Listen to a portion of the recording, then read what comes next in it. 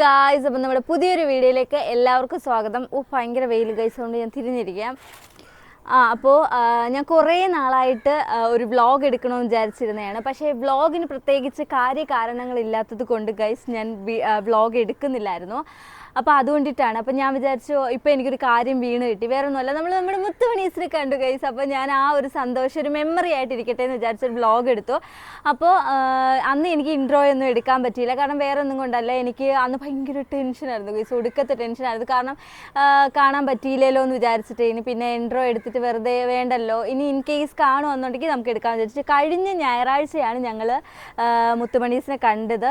പിന്നെ പക്ഷേ എനിക്ക് എഡിറ്റ് ചെയ്യാൻ പറ്റാൻ വേറെ ഒന്നും കൊണ്ടല്ല ചേട്ടാ, എനിക്ക് ഭയങ്കര മടിയാണ് എഡിറ്റ് ചെയ്യാൻ വേണ്ടിയിട്ട്. കാരണം ഭയങ്കര മെനക്കേടുള്ള പരിപാടിയാണല്ലോ ഗൈസ്, നിങ്ങൾക്ക് അറിയാലോ. അപ്പോൾ അതുകൊണ്ടിട്ടാണ്. എന്തായാലും നിങ്ങൾ മുത്തുമണീസിനെ കണ്ട വിശേഷം നിങ്ങളൊന്ന് കണ്ടു നോക്കുക.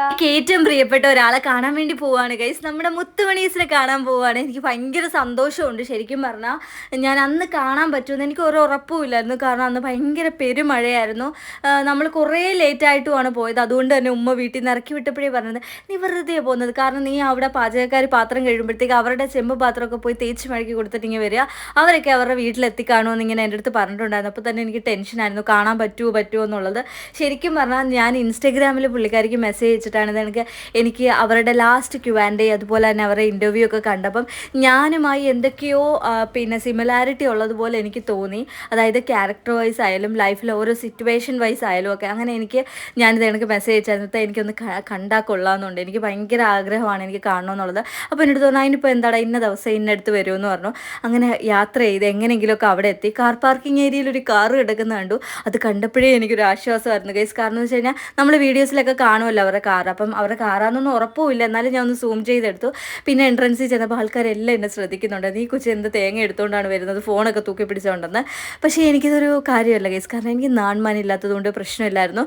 പിന്നെ അവിടെ ചെന്നപ്പോഴത്തേക്ക് ഞാൻ ഭയങ്കര ടെൻഷൻ അടിച്ച് ഇങ്ങനെ ആദ്യ കയറി ചെന്നപ്പോഴത്തേക്ക് അവിടെ നമ്മുടെ സ്റ്റേജിൽ സ്വാലിഹ ഷാജഹാൻ നിൽക്കുന്നു. ആദ്യം കണ്ടത് ഞാനാണ്. ശരിക്കും പറഞ്ഞാൽ എനിക്കൊരു അടിവയറ്റിലൊരു മഞ്ഞ് വീണ സുഖമായിരുന്നു ഗൈസ്, അങ്ങനെ തന്നെ പറയണം. കാരണം എൻ്റെ കിളി പാറിയിരിക്കുമായിരുന്നു.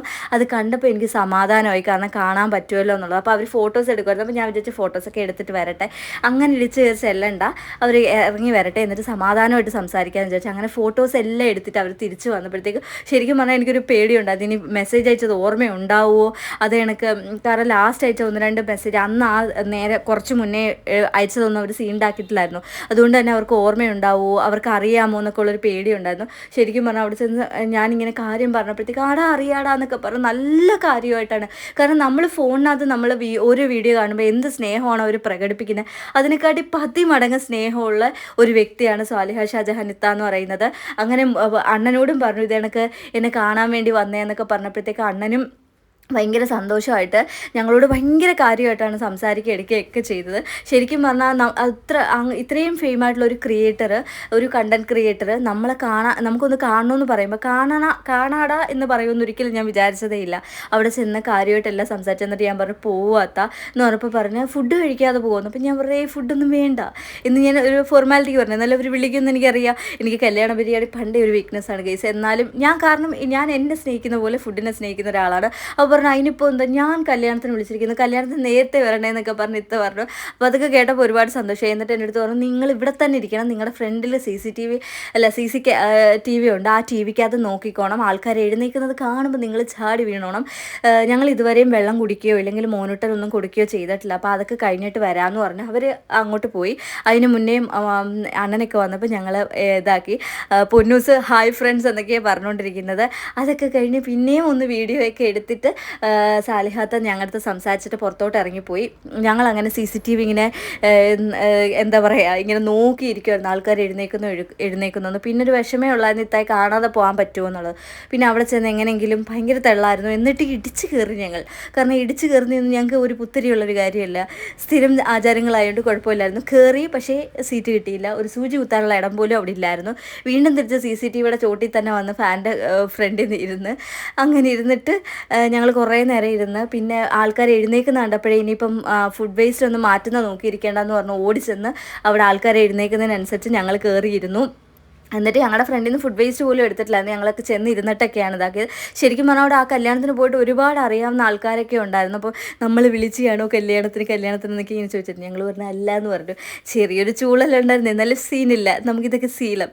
അങ്ങനെ അത് കഴിഞ്ഞിട്ട് പിന്നെ ഫുഡൊക്കെ കഴിച്ച് ഞങ്ങൾ പോകുമ്പോൾ ഞങ്ങൾക്ക് ഒരു വിഷമമുള്ളായിരുന്നു, സ്വാലിഹത്തായെ കാണാതെ പോവേണ്ടി വരുമല്ലോ എന്ന് ഉള്ളത് മാത്രം. പക്ഷേ തേടിയ വെള്ളി കാലി ചുറ്റി എന്ന് പറയുന്ന കണക്ക് ഞങ്ങൾ തിരിച്ചിറങ്ങിയപ്പോഴത്തേക്ക് സ്വാലിഹത്തായെ കണ്ടു. അപ്പോൾ ഞങ്ങൾ സംസാരിച്ചിട്ട് കാറിൽ ഇരുന്ന് സംസാരിച്ച് ഞങ്ങൾ പറഞ്ഞു ഞങ്ങൾ ഒന്നുകൂടെ വീഡിയോ എടുത്തോട്ടെ എന്ന് ചോദിച്ചപ്പം പറഞ്ഞു കാറിൽ ഇരുന്ന് എടുക്കേണ്ടടാ, അത് ശരിയല്ലല്ലോ, പുറത്ത് വന്ന് എടുക്കാമെന്ന് പറഞ്ഞു. പുറത്തൊക്കെ വന്ന് എടുത്ത് നമ്മുടെ അടുത്ത് മോനൂട്ടനെ ഇത് കണക്ക് അണ്ണം പറയുമായിരുന്നു, അവരെ വിളിക്കുക, നീ എന്തോ അവർ നിന്നെ തേടി വന്നിട്ട് നീ എന്തോ എന്നൊക്കെ ഇങ്ങനെ പറഞ്ഞത്. അപ്പം ഇത്താടെ കയ്യിൽ ഫോണിനകത്ത് ഡേറ്റ ഇല്ല, വൈഫൈ അവർ യൂസ് ചെയ്യുന്നത്, അതുകൊണ്ട് പറ്റിയില്ലടാ. അത് എനിക്ക് മോനൂട്ടന് ഭയങ്കരമായിട്ട് വിശന്നിരുന്നു. ഞങ്ങൾ കലവറയിൽ കൂടെ ഒക്കെ കയറി പിന്നെ വെള്ളമൊക്കെ മേടിച്ചു കൊടുത്തെന്നൊക്കെ പറയുന്ന കാര്യങ്ങളിങ്ങനെ നോൺ സ്റ്റോപ്പായിട്ട് പറഞ്ഞുകൊണ്ടിരിക്കുന്നത്. ശരിക്കും പറഞ്ഞാൽ എൻ്റെ വീട്ടിൽ എൻ്റെ ഒരു കൂടപ്പിറപ്പ് അല്ലെങ്കിൽ എൻ്റെ ഒരു ബെസ്റ്റ് ഫ്രണ്ട് എന്നൊക്കെ രീതിയിലാണ് എനിക്ക് തോന്നിയത്. ശരിക്കും പറഞ്ഞാൽ ആ ഒരു ബന്ധം അങ്ങനെ അങ്ങ് തീരുമല്ലായിരുന്നു. ഇപ്പോഴും എനിക്ക് മെസ്സേജ് അയക്കുക, എനിക്ക് ഭയങ്കര ഹാപ്പിയായി. നല്ല അടിപൊളി ഒരു ലേഡിയാണ്. ഞാനൊരു കുളിയൊക്കെ പാസ്സാക്കിയിട്ട് ഞാൻ പുറത്തു പോകാൻ വേണ്ടി നിന്നെയാണ്. അപ്പം ഞാൻ വിചാരിച്ചു ഇൻട്രോ എടുത്താൽ ഇന്ന് തന്നെ നമുക്ക് പോസ്റ്റ് ചെയ്യാമല്ലോ, ബാക്കിയെല്ലാം ഞാൻ എഡിറ്റ് ചെയ്ത് വെച്ചേക്കോ, അതുകൊണ്ടിട്ടാണ്. അപ്പം ഷടപടേന്ന് നമുക്ക് വീഡിയോ എടുത്തിട്ട് അങ്ങ് പോകാമെന്ന് വിചാരിച്ചു. അപ്പോൾ എൻ്റെ വീഡിയോ ഇഷ്ടപ്പെടുകയാണെങ്കിൽ ഷെയർ ചെയ്യാനും സബ്സ്ക്രൈബ് ചെയ്യാനും മറക്കണ്ട. പിന്നെ നിങ്ങൾ സപ്പോർട്ട് ചെയ്താലേ നമ്മൾ അങ്ങോട്ട് വളരുന്നു, അതുകൊണ്ട് നല്ലപോലെ സപ്പോർട്ട് ചെയ്യുക. അപ്പോൾ ഇത്രയേ ഉള്ളൂ. പുതിയൊരു വീഡിയോയിൽ കാണുന്നിടം വരെ ബായ്.